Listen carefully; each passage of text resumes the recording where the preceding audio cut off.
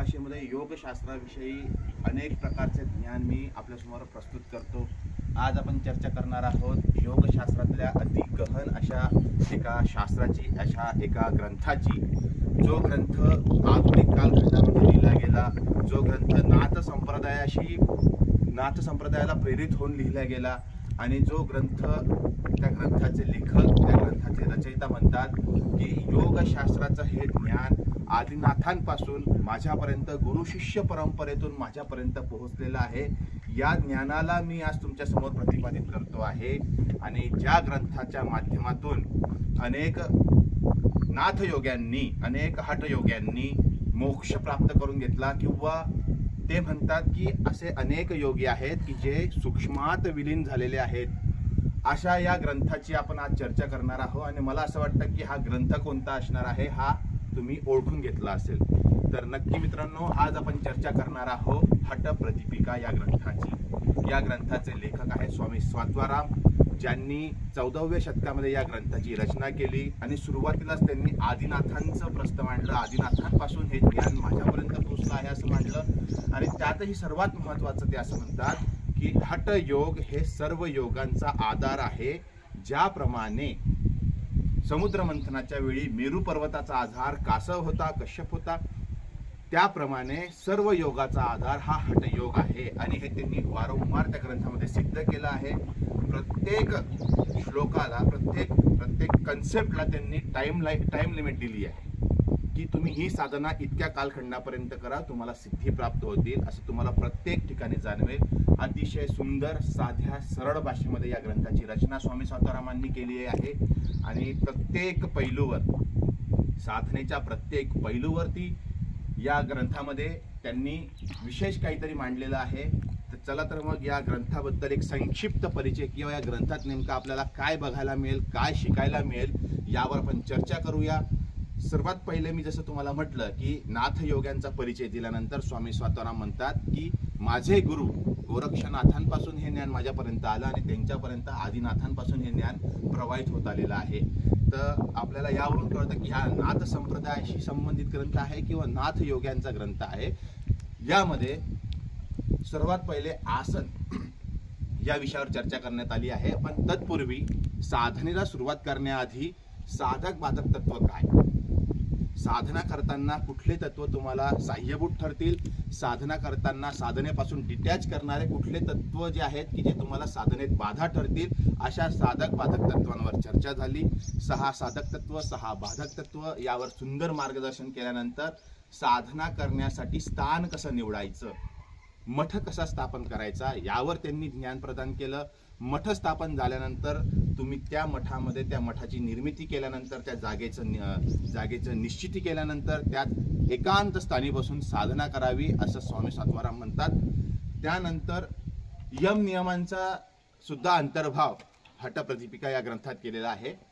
अनेक हस्तलिखितांमध्ये यम नियमांचा उल्लेख आहे, कुठल्या हस्तलिखितांमध्ये यम नियमांचा उल्लेख नाहीये, पण ह्या मुद्द्यावर जर आपण प्रकर्षाने आणि अनेक हस्तलिखितांचा जर आपण अभ्यास केला, अनेक ग्रंथ, अनेक श्लोकांचा त्यामध्ये आपण जर अभ्यास सूक्ष्म पद्धतीने केला, तर लक्षात येतं की हठप्रदीपिका ग्रंथामध्ये यम नियमांचा अंतर्भाव स्वामी स्वात्वाराम यांनी केलेला आहे।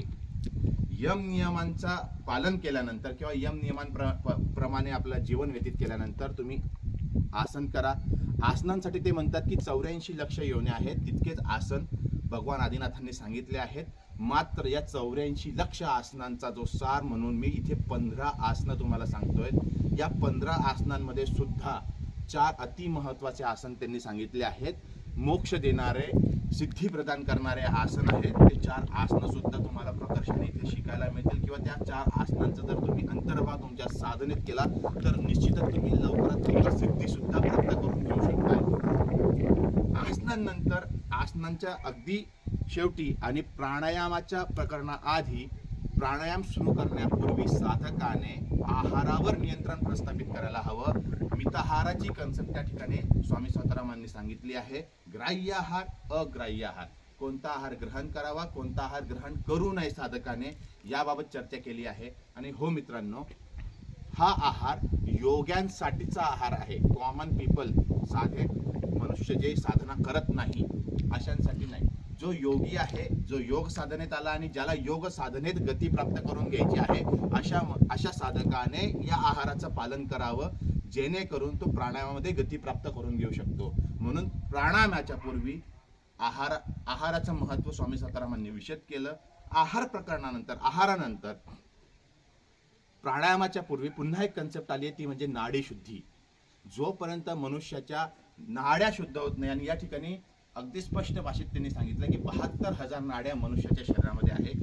या 72,000 नाड्या जोपर्यंत शुद्ध होत नाही, या नाड्यांमधला मल बाहेर पडत नाही, या नाड्यांमध्ये प्राणवायू प्रवाहित होत नाही, तोपर्यंत मनुष्य सुषुम्ना नाडीला ऍक्टिव्हेट करून घेऊ शकत नाही. त्यामुळे सुषुम्ना नाडी ऍक्टिव्हेट करायची असेल, सुषुम्ना नाडीमध्ये प्राण प्रवाहित करायचा असेल, तर मनुष्याच्या 72,000 नाड्या शुद्ध झाल्या पाहिजे. आणि त्यात आवर्जून स्वामी सताराम म्हणतात की मनुष्याच्या 72,000 नाड्या शुद्ध होत नाही, मनुष्य सुषुम्ना नाडीत प्राण प्रवाह करू शकत नाही, तोपर्यंत सर्व साधना त्याची व्यर्थ आहे. म्हणून नाडी शुद्धीची कन्सेप्ट अतिशय सुंदर पद्धतीने किती आवर्तन, किती दिवसात, किती कालावधीपर्यंत करावे, किती दिवसांनंतर, किती कालावधीनंतर मनुष्याच्या पूर्ण नाड्या शुद्ध होतात, त्याचं उत्तम मांडणी स्वामी सतारामांनी या ग्रंथात केलेली आहे.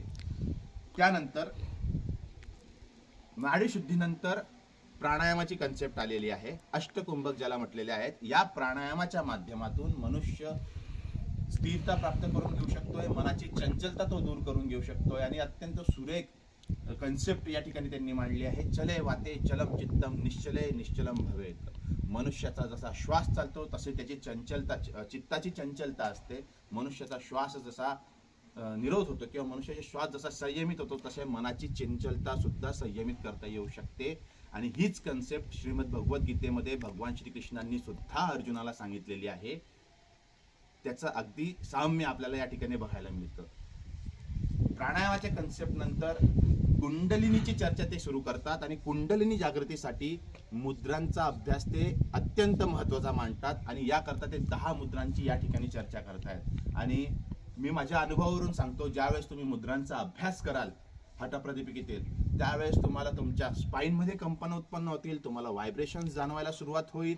त्यानंतर तुम्हाला अतिशय चांगले अनुभव योगशास्त्रातल्या जे आतापर्यंत अनुभव सगळे प्राचीन ऋषीमुनींनी लिहून ठेवलेले आहेत, हे सगळेचे सगळे अनुभव तुम्हाला उत्तम प्रकारे तुमच्या स्वतःच्या शरीरामध्ये जाणवायला सुरुवात होतील.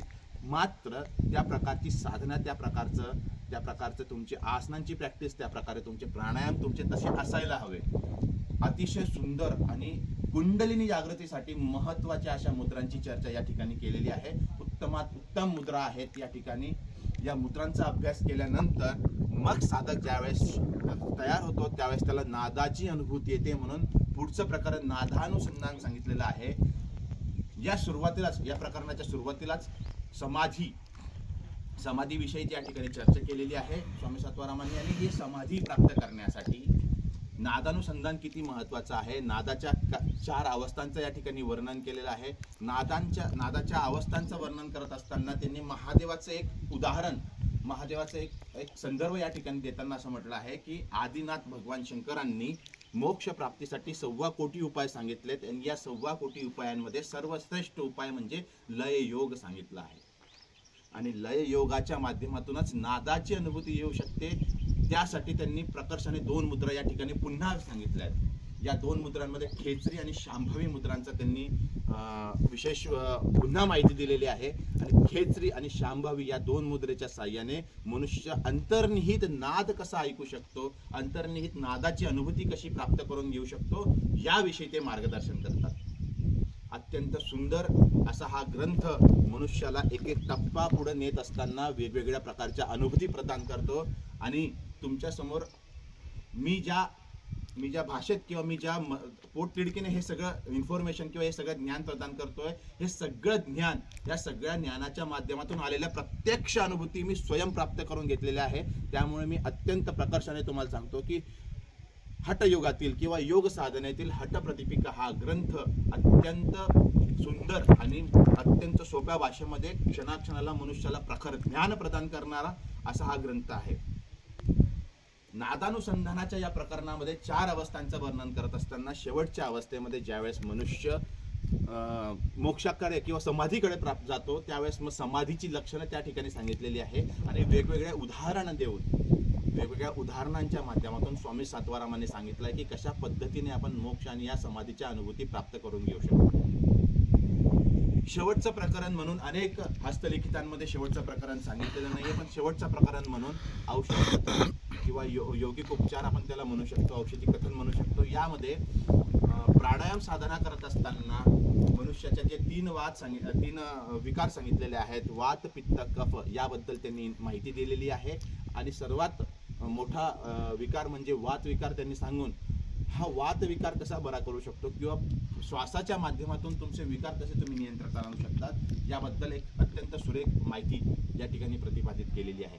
तर या ग्रंथांची इन्फॉर्मेशन देऊन झाल्यानंतर मी सर्व व्ह्यूअर्सला विनंती करतो की हठप्रदीपिका या ग्रंथाचा अध्ययन तुम्ही करा.